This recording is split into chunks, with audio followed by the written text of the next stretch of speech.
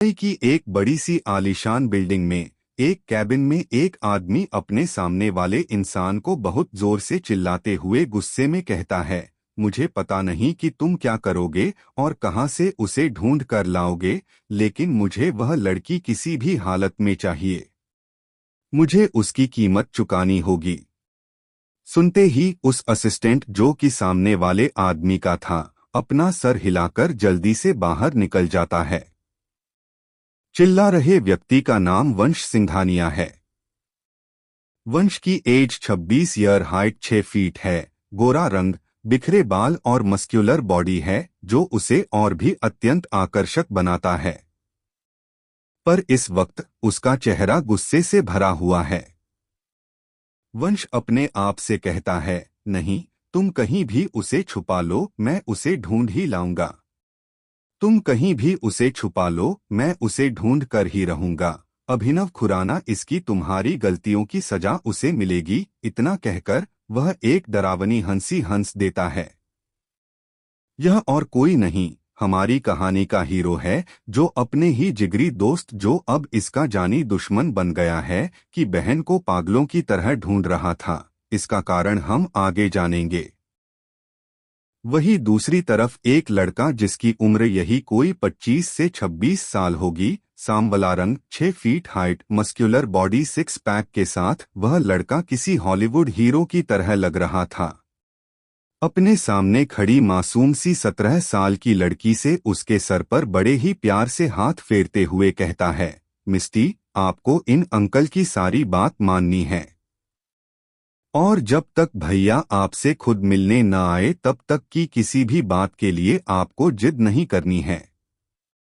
उसके सामने खड़ी लड़की जो किसी गुड़िया की तरह लग रही थी, नीली आंखें, गोरा रंग, दुबली पतली, 5 फीट हाइट, लंबे बाल, अपने हाथ में एक टेडी लिए हुए थी। अपनी आंखों में हल्की नमी लेते हुए कहती है, पर भैया, मिस्टी और डग्गू तो आपके बिना खाना भी नहीं खाते, तो फिर आपके बिना हम कैसे रहेंगे। और यह कहकर वह अपनी प्यारी मासूम आंखों से उसे लड़के को देखने लगती है। तो वह लड़का भी थोड़ा इमोशनल हो जाता है और अपने आंखों की नमी को छुपाते हुए खुद से मन में कहता है, मैं तुम्हें कैसे समझाऊं मिस्टी कि तुम्हारा रहना यहाँ ठीक नहीं है। कैसे समझाऊं तुम्हें कि वह यार जिसके लिए मैं जान देने को तैयार था, वही मेरी जान का और तुम्हारी जान का भूखा बनकर घूम रहा है। वह लड़का उस लड़की के हिलाने से होश में आता है। मिस्टी उससे कहती है, बोलो ना भैया, हम दोनों आपके बिना कैसे रहेंगे। और मिस्टी को फिर चॉकलेट कौन खिलाएगा। मिस्टी को तो आपके बिना नींद भी नहीं आती। तो फिर इतना कहकर वह अपनी मासूम आंखों से अभिनव को देखने लगती है। अभिनव का दिल उसकी मासूमियत को देखकर मन ही मन रो रहा था, पर वह उसे यहाँ नहीं रहने दे सकता था। मिस्टी को समझाते हुए कहता है, मिस्टी, जब भैया वापस आएंगे ना, तो आपके लिए ढेर सारी चॉकलेट लेकर आएंगे, और बहुत जल्दी ही आपसे मिलने आपको वापस अपने पास लेकर आ जाएंगे। पर जब तक भैया ना आए तब तक आपको अंकल की सारी बात माननी है। यह कहकर वह अपने पास खड़े 40 से 45 साल के इंसान की ओर इशारा करती है, जिसका नाम रमेश था, जो सालों से अभिनव के पिता का वंश से मिस्टी को बचाने में ही उसकी मदद कर रहा था। कुछ ही देर में यह ट्रेन आ जाती है और अभिनव उन दोनों को ट्रेन में बैठा देता। जब अभिनव मिस्टी को बैठाकर नीचे उतार रहा था, तब मिस्टी ही उसका हाथ पकड़कर उससे पूछती है, क्या भैया, आप हमारे साथ नहीं चल सकते। तो अभिनव उसके सिर पर हाथ फेरते हुए कहता है, मिस्टी भैया आपसे बहुत जल्दी मिलने आएंगे, पर तब तक आपको दुग्गू का और अपना दोनों का ख्याल रखना है। तुम उसे रोते हुए कहती है कि आप जल्दी आ जाना, नहीं तो वह मिस्टी आपसे बात नहीं करती करेगी। और यह कहकर वह रोते हुए अपना मुंह फुला लेती है, जिसे देखकर अभिनव उसके माथे पर किस करता है और उससे अपना हाथ छुड़ाकर ट्रेन से नीचे उतर जाता है। मिस्टी रोते हुए खिड़की से अभिनव को ही देख रही थी। उसकी आंखों में अभिनव से बहुत सारी शिकायतें थीं। कुछ ही देर में ट्रेन चल पड़ती है और मिस्टी रमेश के साथ वहां से निकल जाते हैं। उसके जाते ही अभिनव एक गहरी सांस लेता है और खुद से कहता है, वंश, तुम मेरे साथ कुछ भी कर सकते हो, पर मैं अपनी बहन के साथ तुम्हें कुछ नहीं करने दूंगा। इतना कहकर वह पीछे मुड़कर वहां से चला जाता है। वहीं वंश के आदमी अभिनव और मिस्टी को और शहर के चप्पे चप्पे पर ढूंढ रहे थे।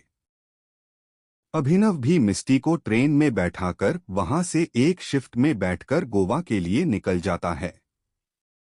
वही रात का समय अभिनव वह अपने मन में कहता है, वक्त कितनी जल्दी बदल गया।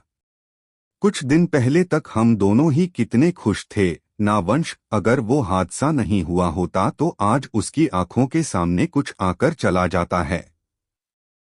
पर क्या तुम एक बार के लिए मुझ पर भरोसा नहीं कर सकते थे?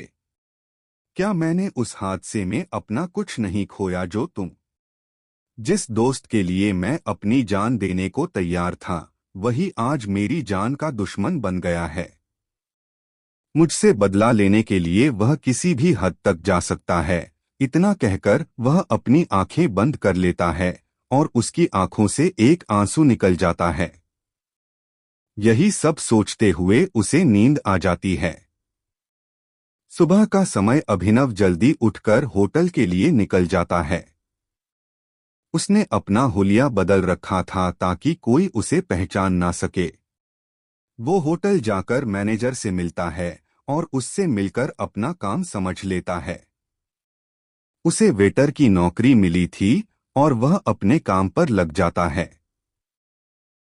वह अपना काम ही कर रहा था कि सामने चल रही बड़ी सी स्क्रीन पर टीवी एंकर कहता है, आज की ब्रेकिंग न्यूज, मशहूर व्यापारी वंश सिंघानिया ने की शादी। रातों-रात अचानक से उन्होंने शादी क्यों कर ली और कौन है वो लकी गर्ल, आइए जानते हैं। इसके बाद टीवी पर उस लड़की की तस्वीर दिखाई देने लगती है। वही जब अभिनव इस खबर को सुनता है तो वह चौंक जाता है।